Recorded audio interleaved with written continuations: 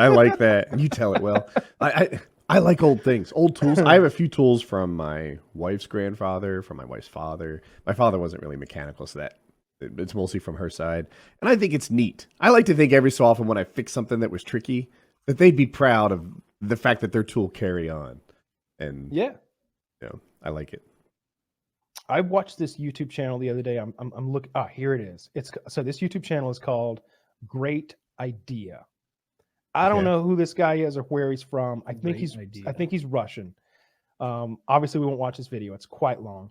But he restores these tools. Me and my dad sat there transfixed watching this man restore an anvil. And Soviet tool. That's cool.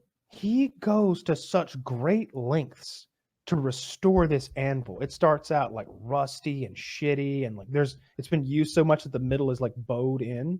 Mm-hmm. When he's done, it looks like a work of art. He polishes it with a buffer by the end. Like, it's incredible. He uses electrolysis techniques or something like that, like running electrical current to make the rust fall off. And then when it comes time to like make a new wooden stand for it to sit on, he builds his own splitting maw. Every bit of it is a recovered, salvaged thing. Like he builds tools to make. That's awesome. It's cool. So this is a YouTube genre, and I thought I'd maybe seen something from this guy before, but not this guy. I've seen other people that are comparable, that take old, like, I don't know, liquid-filled gauge pressure meters or something that's just obviously ruined, right? Like, this thing is beyond repair, you'd think. And then you're like, what? Like, even just as they disassemble it, it's like, well, humans can't reassemble that kind of thing. Like all those little pieces and springs. It's like he found an old watch underwater and he's going to take it apart, clean up all the internals and put it back together. And like, it's mind blowing. It's amazing. And like the level of rust that is on some of these things, like I see that it's been left in the grass for decades and they see it and they're like, we can do this. We'll make it perfect again. It's pretty cool. I like that. This is an awesome video. I'm loving it. I like how he holds up the Russian product that he's using, and it's like, oh, I got to get myself a Don Bistiliano or something. It's just some goofy ass Russian picture. Yeah, he put the English translation usually below it because like Dad and I were watching this, and like we kept trying to guess what he's going to do next, and I was like, I think he's just making a new chain to lock it down with.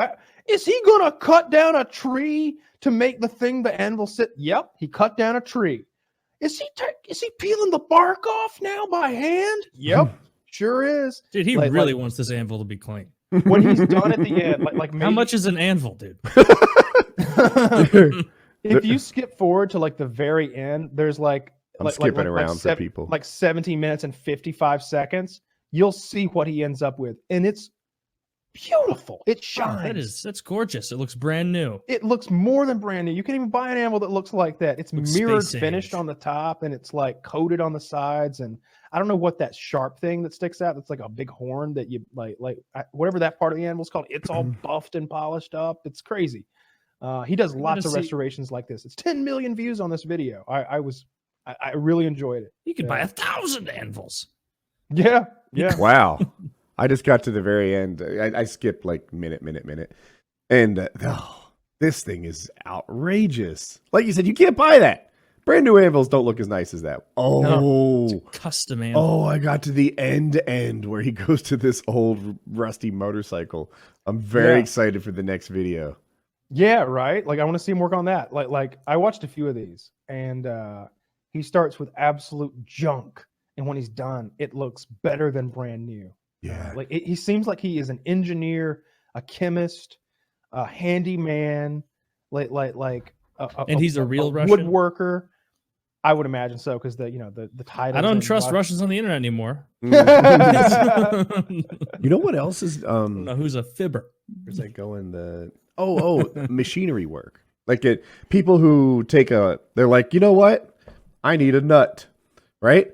When I have that problem, I go to Home Depot. These guys are like, well, here's a chunk of steel and a lathe, and I'm going to first carve it out, and then I'm going to file each edge into a hexagon, and then I'm going to drill a hole and thread the insides, and look at this.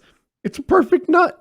And like Sergey's producer's like, there's an Ace Hardware 3/4 of a mile up the road. can we please? But it works better. He made an attachment that goes on like a cordless drill that turns it into a reciprocating saw. So the rotary action of the drill is turning a bearing that's like at an angle, so that as it rotates, as this like thing that's off kilter rotates, obviously you've got one end that's further away and one that's far away. So when it rotates, that's changing and it's pushing a rod.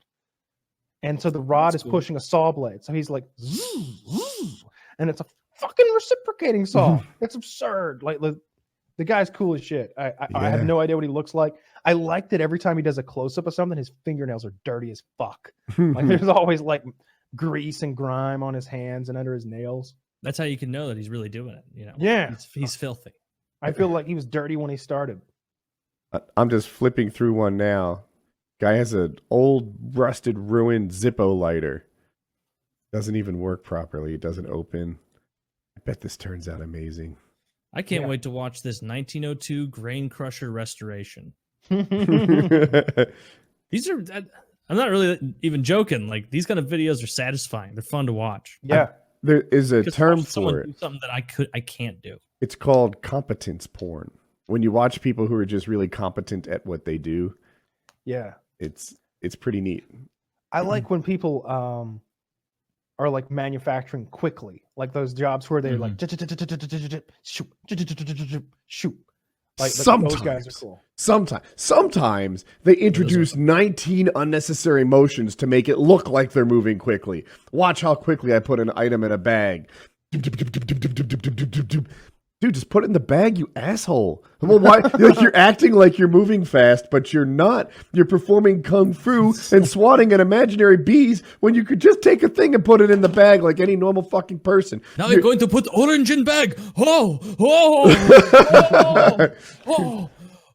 tried to tell you. It's like you just put it in there. I mean,